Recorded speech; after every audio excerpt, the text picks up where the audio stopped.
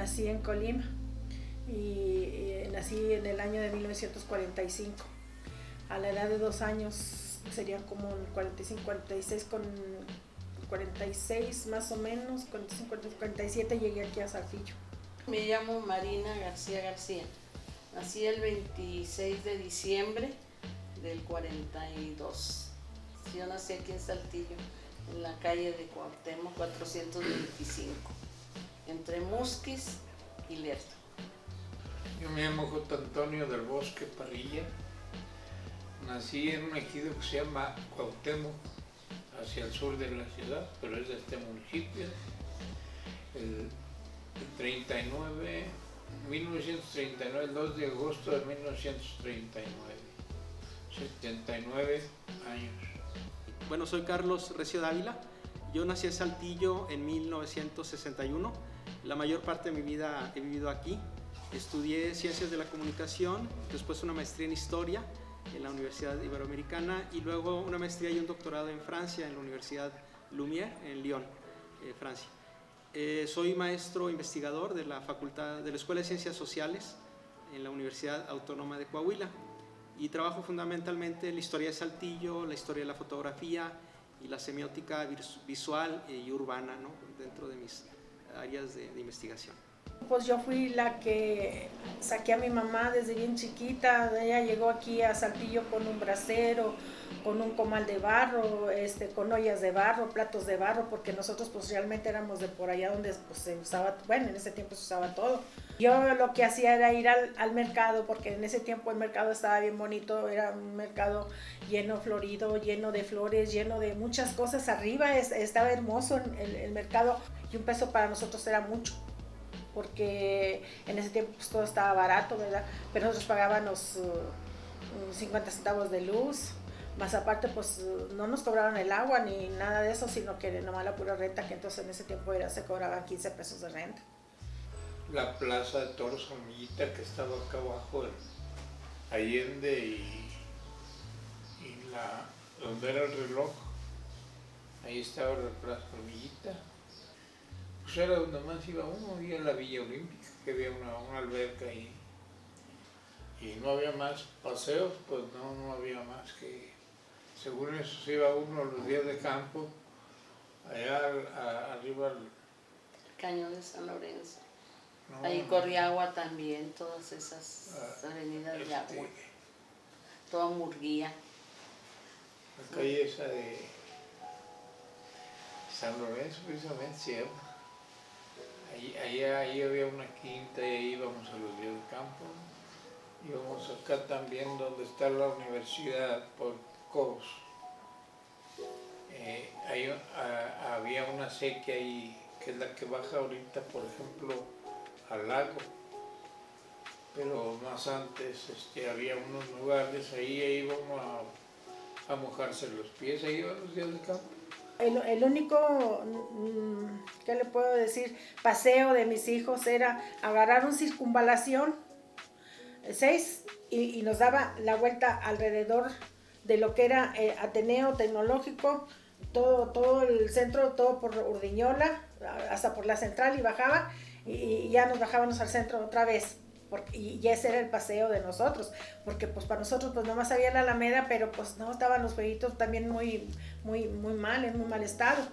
Y entonces y los paseos en ese tiempo eran para mí, pues me llevaba mi mamá aquí a la Loma Trozada, aquí por donde está la iglesia vieja de Leandín. Y entonces ahí había pilas, había mucho sembradío, había nueces, había granadas, había muchas cosas.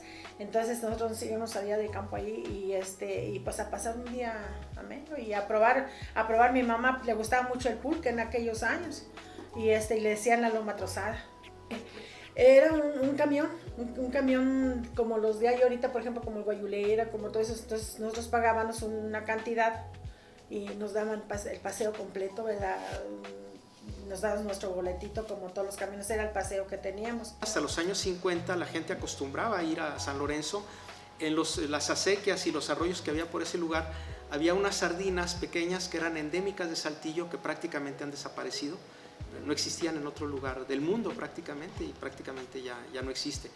Otro lugar también de paseo era el Cañón de San Lorenzo.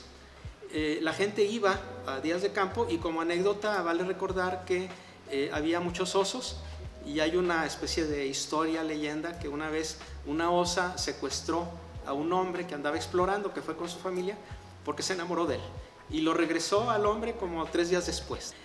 Por otro lado, la Alameda es el jardín tradicional de esparcimiento de las familias, de los enamorados, etc., desde 1935 más o menos. De hecho, cuando vienen los americanos o los franceses en las épocas de intervención, dicen que la Alameda parece un paraíso, o sea, es como un paraíso en la tierra. Había rosales, había muchas plantas, grandes nogales, encinos, etc. Y la calle de Cuauhtémoc se llamaba la calle de las carreras, porque ahí hacían carreras de caballos. Y yo recuerdo ese Saltillo antes, y lo recuerdo, y ya me gusta más el de más antes, porque el de ahora ya no. Yo en la década que tengo aquí se ha quemado 3 veces el Mercado Juárez. La primera vez era de pura madera. Era de pura madera, la estancia del mercado era como un caracol. Y luego lo arreglaron de vuelta. Pero hubo otro accidente, que tenían un pino hermoso en la Plaza Acuña, grandísimo, bonito, y cada año lo decoraban. Y hubo un corto. Y entonces ese corto otra vez volvió a quemar el mercado otra vez. Y se volvieron a salir los locatarios otra vez. Cuando yo nací, el Cerro del Pueblo estaba chiquito. Estaba tamañito, y ahora creció mucho. Pero recuerdo ahí en Plaza de Armas, frente a Plaza de Armas, que estaban los arcos. Era un emblema de Saltillo muy hermoso. Lo mismo la Plaza de Armas tuvo mucha transformación, era muy diferente. Y el Mercado Juárez, que antes de que se quemara lo conocí yo también, está bonito. El Mercado Juárez, la Plaza Acuña, había y lo que es el Teatro García Carrillo, que está al frente. Pues los cines, el Saltillo, que estaba en Aldama, el Rollo, que estaba en Calle Juárez, el Cine Elena, que estaba en Navasolo, y había uno en Aldama entre Zaragoza e Hidalgo, que se llamaba el Maricel. Ese fue hace muchos años. Bueno, pues el palacio que siempre existió en Acuña y Victoria. Y qué más recuerdo, pues sí, la catedral cuando estaba chiquita. El casino. La Plaza San Francisco, que está en Juárez y General Cepeda. Ahí nos paseábamos mucho cuando estábamos jovencitos. El que más resalta es el Teatro Carrillo y el Cine Palacio, que lástima que también ya lo tengan olvidado. ¿Cómo se llama? El Hotel Arispe, el que está por Victoria, también es uno de los que resaltaban. Y un edificio que ya no lo podrán reponer jamás de la vida, es donde estaba Vancomer, que es en Victoria y Aldama, creo, Allende. Entonces allí era un hermoso edificio. Abajo tenían peluquería, tenían para jugar billar, tenían cafetería. Arriba eran oficinas, era un banco también arriba. El palacio no estaba así, el palacio estaba más sencillo que ahora ya está más lujoso, ahora ya le pusieron más vista, porque lo que tiene es vista. Ese era lo que se veía muy bonito. Entonces en aquel no teníamos carros de sitio, sí había carcachitas, pero nosotros nos paseábamos también en caballos, en caballitos, en carritos de caballo. Nos llevaban a nuestras casas, los caballitos. Casi toda la gente adinerada vivía en el centro histórico, en lo que se dice el centro. La calle Bravo, Sí, Hidalgo. todo eso. Esas calles se recuperaron 2 cuadras o 3 nada más, no había más. Y en la Alameda también se puede notar, ustedes podrán notar las casas que hay alrededor de la Alameda. La que está ahí, que era antes un hospital, enfrente de la Alameda, Zaragoza. La Narváez, sí, es esa. Antes era un hospital. Pues Yo recuerdo de la catedral, principalmente, que es lo que aquí representa a Saltillo, que antes era Saltillo Zaragoza. Y después, pues, el Mercado Juárez y San Esteban, otra de los templos de San Esteban. La Alameda también, Alameda, Zaragoza. También recuerdo la fábrica de la Cinza, donde se hacía todo artículo de ¿cómo se llama? Aluminio. De aluminio y de ¿cómo se llama la otra? De peltre. De peltre, exactamente, de peltre. Era lo que se hacía. Bueno, fundamentalmente tenemos la catedral, que es el edificio más importante, el más reproducido, el más bello, incluso único en México, que fue construido en la etapa barroca de 1745 a 1800, pero que tiene una torre neoclásica, ¿no? Incluso hay estilos ahí contradictorios. También está el Palacio de Gobierno. Es un lugar muy emblemático, sin embargo, el palacio es del siglo XIX, porque fue reconstruido en varias ocasiones, se incendió a mediados del siglo XIX, etc., pero es el centro del poder del gobierno del Estado, por lo tanto es muy importante y tiene una arquitectura, bueno, podríamos decir neocolonial, neoclásica, muy reciente, pero que le da, pues, un aspecto interesante. Por otro lado está la Escuela Normal, que es un modelo tomado de los modelos en boga de los Estados Unidos en principios de siglo, fines del XIX, principios del XX, son los edificios más importantes, y adicionalmente el Teatro García Carrillo, que lamentablemente solamente se conserva la parte frontal. Lo que fue el teatro en sí, las butacas, las tramboyas, el foro, desaparecieron. Pero visto por el exterior es una escultura, una arquitectura muy bella también. Yo de lo que recuerdo es el edificio Coahuila, que ya hicieron ahí, construyeron una plaza muy bonita ahí enfrente de la iglesia San Francisco. El edificio Coahuila era un edificio del Estado, donde estaban los licenciados, ¿cómo se llama? Los bufetes de abogados. Y una de las escuelas que yo recuerdo era la Constituyentes, porque yo ahí hice mi, como quien dice, primaria, los primeros hasta tercer año. La Constituyentes, que ahora es escuela de educadores, creo, ¿no? Saltillo, esta ola funcionalista llega hacia los años 60. Entonces empiezan a destruir, antes de que lleguen las transnacionales con la modernidad e incluso la globalización, destruyen edificios muy valiosos como la casa donde estuvo Miguel Hidalgo, en la esquina de Hidalgo y Aldama, porque no eran funcionales. Se destruyó también el Banco y Hotel de Coahuila, que estaba justamente cerca de aquí, en la esquina de Allende y Victoria. Entonces sí hubo mucha destrucción, sobre todo en los años 60 y parte en los años 70, aunque afortunadamente en los años 80, hacia 1988, inicia el centro histórico, y esto impide, hasta cierto punto, no totalmente, pero sí impide que haya una destrucción como la hubo en las décadas anteriores. Dentro de las grandes destrucciones que se hicieron, digamos crímenes urbanos, les podríamos llamar, fue la ampliación de la calle Victoria. Se tumbaron varios metros de uno de los lados, la ampliación de la calle de Allende, que también eliminaron 5 metros del lado oriente, del lado izquierdo, cuando uno va hacia el centro, y se derribaron también los portales de Independencia, que habían sido construidos en 1840 y que fueron derribados para que pudieran estacionarse los clientes de un banco. Entonces sí ha habido, la verdad es que grandes destrozos al centro histórico. Sin embargo, se conservan 3 o 4 casas del siglo XVIII y muchas casas todavía de la época del Porfiriato. Para poder apreciar lo que tenemos, los saltillenses y los visitantes, primero debemos conocer la historia.